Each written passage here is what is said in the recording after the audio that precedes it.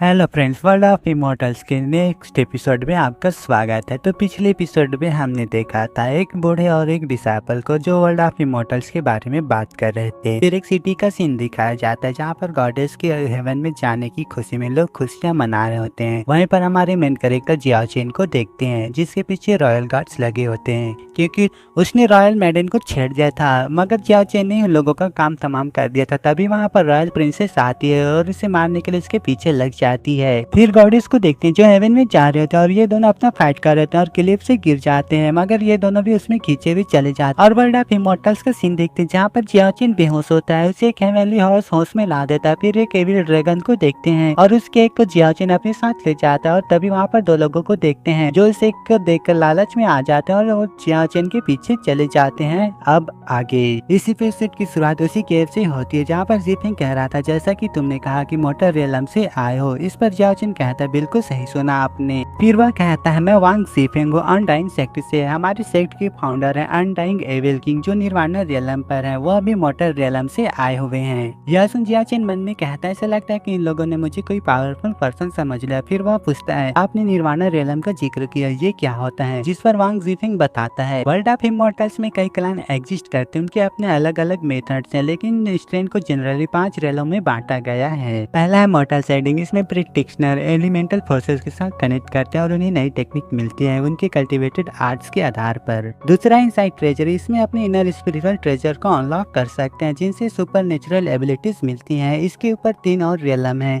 Sky walking, nirvana और immortality. इनके अपने 9 लेवल्स हैं जिन 9 लेवल्स को पार करके नेक्स्ट लेवल में जाया जा सकता है। फिर लियू अपनी जलवे बिखेरती हुई कहती है आप कोई पावरफुल पर्सन लगते हैं, यहाँ पर सिर्फ निर्वाणा रियलम वाले ही लोग असेंड हो सकते हैं। आप प्योर एसेंस स्पिरिचुअल एनर्जी के साथ इमोर्टलिटी के पाथ पर कदम रख सकते हैं। वह जियाओ चेन को सेड्यूस करती हुई कहती है मुझे हमेशा से आप जैसे पावरफुल लोग पसंद थे, क्या मैं जान सकती हूँ आप निर्वाणा रियलम के किस लेवल पर हैं? इस पर जियाओ चेन कुछ न कहते हुए इसे दूर करने की कोशिश करता है, मगर वह उसके हाथ को ही पकड़ लेती है और जियाओ चेन मन में कहता है ये मेरी स्ट्रेंथ को भापना चाह रही है। फिर वह कहता है आग बुझ रहा है इसलिए मैं लकड़ियां लेने जा रहा हूँ। वह आगे जाते हुए मन में सोचता है मुझे इनके इंटेंशन कुछ ठीक नहीं लग रहे, क्या वे इसके लिए आएंगे? फिर वह कहता है मैं अभी अभी वर्ल्ड ऑफ इमोर्टल में आया हूँ इसलिए मुझे यहाँ के बारे में कुछ नहीं पता। जिस पर लियू बताती है इस जगह को ड्रैगन आइलैंड के नाम से जाना जाता है, यहाँ पर लोग ट्रेनिंग करने आते हैं। फिर वह चुपके से ज़ीफेंग को बताते हैं इसकी कल्टीवेशन सिर्फ मोटर रियलम की है। जो सुन ज़ीफेंग अपनी शॉट को लेकर रेडी हो जाता है। फिर वह कहती है आप बिस्ट को टेम भी कर सकते हैं, साथ ही यहाँ पर कई सारे रिसोर्सेस है, काउंटलेस हब है, क्रिस्टल है और एक ड्रैगन एग भी है। और धीरे धीरे पढ़ रहे होते हैं जियाओ चेन पर हमला बोलने के लिए, जिस पर जियाओ चेन उन्हें सेंस कर कहता है मैं अभी इंसर्ट हूँ इसलिए मैं उनसे डायरेक्टली फाइट नहीं कर सकता। तभी वो एक को निकाल कर कहता है कहीं आप इसकी बात तो नहीं कर रहे हैं? उस अंडे को देख लियू ज़ीफेंग को रोक देती है। जियाओ चेन कहता है मुझे ये सीसाइड की केव पर मिला था, मुझे नहीं पता था कि ये एक रेयर ट्रेजर होगा। लियू से पूछती है क्या तुम कहना चाहते हो कि वहाँ पर और भी अंडे हैं? जिस पर जियाओ चेन कहता है बिल्कुल सही, अगर आप चाहें तो मैं आपको वहाँ पर ले जा सकता हूँ। जिसके बाद सीन शिफ्ट होकर एविल ड्रैगन के बीच पर आता है जहाँ पर जियाओ चेन उन मछलियों को देखकर कहता है ये मछलियाँ उड़ रही हैं, इसका मतलब है कि एविल ड्रैगन यहीं आसपास है।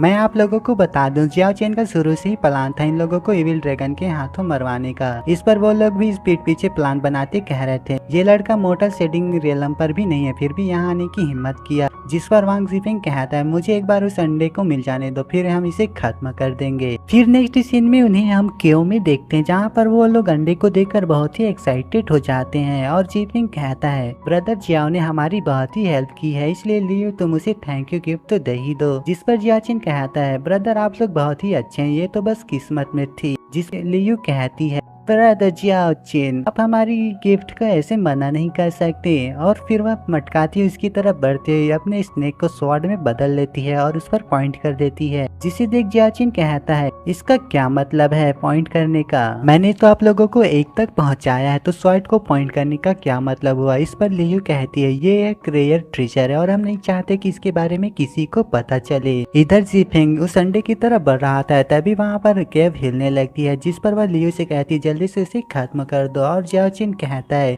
फिशिस हवा में उड़ने लगी। इसका मतलब एविल ड्रैगन सहायता पर आ गया है, जो जोर से धारेगा, जिसका प्रभाव 3 सेकंड तक रहेगा। तो मुझे अपनी सेंसेस को सील करना होगा, जिसका फायदा उठाकर वह लियू के स्वॉर्ड को लेकर उसी को खत्म कर देता है। जिसे देख ज़ीफेंग गुस्से से उसकी तरफ अटैक करने जाता है, मगर जियाओ चेन उसके हाथ को ही काट देता है और ज़ीफेंग दर्द में कहराते हुए कहता है, तुमने शुरू से ही हमारे खिलाफ प्लान बनाया। जिस पर जियाओ चेन कहता है, इसकी जो शुरुआत तुम लोगों ने की थी, जिसे खत्म मैं कर रहा हूँ। फिर ज़ीफेंग गुस्से से अटैक करते हुए कहा था, कमीने मैं तुम्हें नहीं छोड़ूंगा, और वो लोग आपस में टकराने लगते हैं। जिस बीच जियाओ चेन मौका देकर उसे एक जबरदस्त लात दे मारता है, जिस वजह से वह चट्टान से जा टकरा जाता है। फिर से वह अटैक करता है, जहां वह जियाओ चेन को एक जबरदस्त लात दे मारने में सफल रहता है। फिर जियाओ चेन अपनी स्वॉर्ड को उसकी तरफ थ्रो कर देता है, जिसे ज़ीफेंग काउंटर कर देता है। तभी जियाओ चेन की सटकती और वह एक जबरदस्त अटैक करता है, जिस वजह से वह हवा में उछल जाता है। इसका फायदा उठाकर जियाओ चेन एक फाइनल अटैक करता है, जिसमें ज़ीफेंग काफी ज्यादा इंजर्ड हो जाता है। वह बौखलाहट के साथ एक डिमोनिक आर्ट का यूज करता है, जिस वजह से एक ब्लड सील फॉर्मेशन बनता है। वह कहता है, कमीने तुमने मेरी जूनियर की लाइफ ले ली, इसलिए आज तुम्हें मरना ही होगा, और उस पर अटैक कर देता है। जिसे ब्लॉक करने के लिए जियाओ चेन अपनी मार्शल आर्ट की पावर को एक्टिवेट कर लेता है और उसे रोकने लगता है, मगर उसे रोकने में काफी प्रॉब्लम हो रही थी, जिस वजह से वह अपने दूसरे हाथ में भी पावर ले आता है और उसे डिस्ट्रॉय कर देता है, जिसके इफेक्ट के कारण वह जल के राख हो जाता है। और जियाओ चेन को कुछ नहीं होता, क्योंकि वह इस कहानी का मेन कैरेक्टर है, मगर उसकी भी हालत खराब हो चुकी होती है। तभी उस एविल ड्रैगन का ख्याल आता है और कहता है, मुझे यहाँ से जल्दी से निकलना चाहिए, और उस स्वॉर्ड को ले लेता है। फिर उसे हम नियर फॉरेस्ट में देखते हैं, वह काफी ज्यादा इंजर्ड होता है और कहता है, वांड एंड सेक्ट का फॉरबिडन टेक्निक काफी ज्यादा पावरफुल था, मेरे पास कल्टीवेशन पावर नहीं है, इसलिए मुझे अपने फिजिकल स्ट्रेंथ की मदद से उसका सामना करना पड़ा, फिर भी मैं बहुत ज्यादा इंजर्ड हो गया हूँ। तभी जियाओ चेन को स्वॉर्ड में लेनियर की रिफ्लेक्शन दिखाई देता है। फिर लेनियर को देखते हैं, जो कहती है, ओह तुमान आत्मा तुम भी यहाँ पर हो, मुझे नहीं पता था यहाँ पर मेरी पुरानी दोस्त मिल जाएगी। जिसे लेनियर कहती, होमलैंड की बात कहकर तुम मेरी सिंपैथी पाना चाहते हो, बोलो मत, यहाँ पर मैं सिर्फ तुम्हारी वजह से ही फंसी हुई हूँ। जिस पर जियाओ चेन कहता है, ये जगह बहुत ही खतरनाक है, इसलिए हम हमारी दुश्मनी को भुलाकर एक साथ क्यों नहीं काम करते और घर जाने के रास्ते को ढूंढते हैं। इस पर लेनियर कहती, क्या दुश्मनी को भुला दो, ये तो नहीं हो सकता, और उस पर अटैक कर देती है। जिस पर जियाओ चेन अपनी स्वॉर्ड से एक पत्थर को छालता है, जिसे वह काट देती है, जिसका फायदा उठाकर वह यहाँ से भाग जाता है, जिसके पीछे वो भी चली जाती है। फिर हम लैंड ऑफ डेथ का सीन देखते हैं, जहाँ पर जियाओ चेन आ जाता है। उसकी हालत भी काफी ज्यादा खराब थी। तभी वहाँ पर लेनियर एक स्लैश अटैक करती है, जिस वजह से जियाओ चेन काफी दूर घसीटे हुए चला जाता है, और वह लड़खड़ाकर खड़े होते हुए कहता है, तुम्हें इतना ज्यादा खतरनाक होने की जरूरत नहीं है। जिस पर लेनियर कहती है, मैं यहाँ पर हूँ और सिर्फ तुम्हारी वजह से हूँ, इसलिए मैं चाहती हूँ कि तुम ज्यादा से ज्यादा सफर करो, और उसकी तरफ बढ़ने लगती है।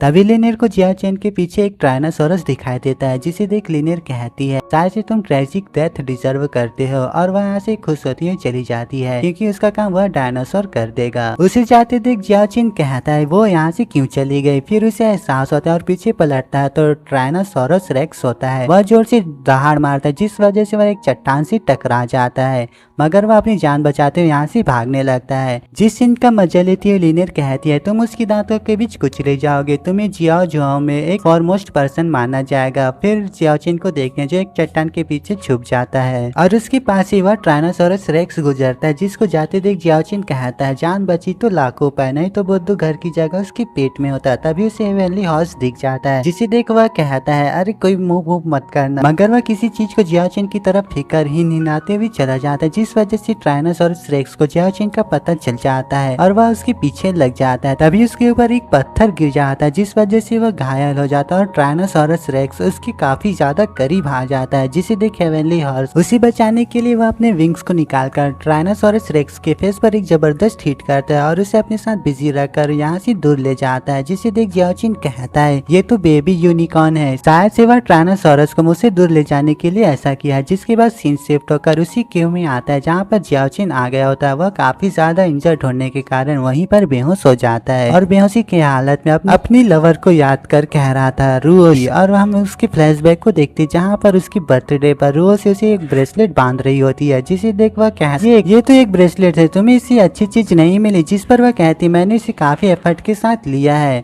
अगर तुम्हें ये पसंद है तो ये मुझे दे दो। जिस पर वह उसके पीछे लग जाती है, उनके बीच नोकझोंक होने लगता। वह कहता है, मैं इसे वापस नहीं दूंगा, मैं इसे वापस नहीं दूंगा, अगर तुमने एक बार मुझे ये दे दिया तो ये मेरा हुआ। और वो लोग एक सुंदर सी जगह पर आ जाते हैं, जिसे देख रूओशी कहती, ये तो बहुत ही सुंदर सी जगह है। जिस पर जियाओ चेन उसके हाथ हाथ को पकड़ लेता है और रुओशी कहती है, जियो सिटी में कई सारे पावरफुल कल्टीवेटर हुआ करते थे जो वर्ल्ड ऑफ इमोर्टल्स में चले गए और इटर्नल लाइफ को प्राप्त कर लिए, क्या तुम भी चले जाओगे? जिस पर जियाओ चेन उसे बड़े ही प्यार से कहता है, इटर्नल लाइफ अच्छा लग सकता है लेकिन इसका कोई मतलब नहीं अगर हम अकेले रहे तो, और उसे प्यार से सीने से लगा लेता है। जिसके बाद सीन चेंज होता है और हम जियाओ चेन को देखते हैं जिसका ब्लड वहाँ पर फैल चुका था। वह ब्लड टपकते हुए उस अंडे पर गिरने लगता है जिस वजह से वो अंडा अवेकन हो जाता है। जियाओ चेन की बॉडी में वह एनर्जी जाने लगता है जिस वजह से जियाओ चेन हवा में फ्लोट करने लगता है। वह एनर्जी से हिल भी कर रहा था, उसके पीठ पर एक मार्क भी बनता है और उसकी कॉन्शियसनेस में कई सारी एनर्जीज को देखते हैं जो फ्लो कर रही होती है। वह मेडिटेशन के पोजीशन में आते हुए कहता है, जब मैं छोटा था तब मैंने एवनली स्टील मेथड को डिस्कवर किया था, मगर मोटर रियलम में स्पिरिचुअल एनर्जी कम होने के कारण मैंने इसे बस थोड़ा सा ही सीख पाया था, लेकिन मुझे उम्मीद नहीं था इस एक एनर्जी के साथ मैं ब्रेक थ्रू कर जाऊंगा और मेरी heavenly steel method technique awaken हो जाएगी। इसके अलावा इसने मुझे हील भी किया है, तो फाइनली मैं मोटर शेडिंग के फर्स्ट लेवल पर हूँ, तो एलिमेंटल पावर्स को यूज कर सकता हूँ। फिर वह एसेंस को गैदर करते हुए एक टेक्निक को फॉर्म करने लगता है जिससे कई सारे रिंग्स बनते हैं जिन्हें वो अटैक कर देता है, जिसके साथ ही सीन चेंज हो जाता है और हम एक बैटल शिप को देखते हैं। उस बैटल शिप के पिक पर हम एक बंदे को देखते हैं जो कह रहा था, यंग मास्टर हम ड्रैगन आइलैंड के किनारे पर पहुंच चुके हैं, और हम उस यंग मास्टर को देखते हैं जो इलू इलू करने में लगा था। तभी उसके पास एक पर्सन आते हुए कहता है, मुझे एक खबर मिली है,